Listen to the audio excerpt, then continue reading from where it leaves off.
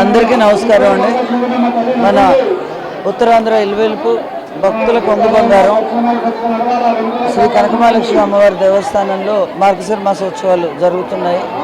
ఈరోజు తొలి గురువారం ఉదయం 2 గంటలకి 12 గంటలకి తొలి పూజ మొదలైంది.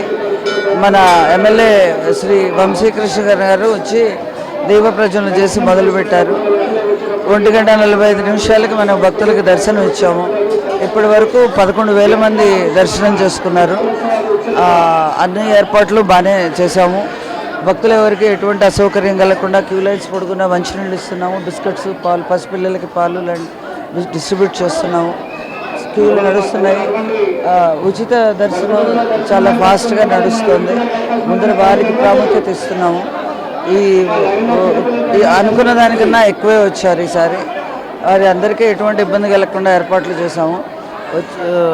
భక్తులందరూ దర్శనం చేసుకుని ఎటువంటి ఇబ్బందులు లేకుండా క్షేమంగా ఇల్లు చేరాలని ఆశిస్తున్నాం.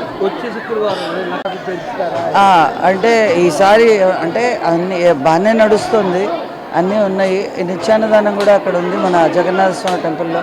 ఏవైనా లోపాలు ఉంటే వచ్చే గురువారంకి మళ్ళీ ఒకసారి సర్దుకుని ఇంకా మెరుగైన ఏర్పాట్లు చేయడానికి కృషి చేస్తాం.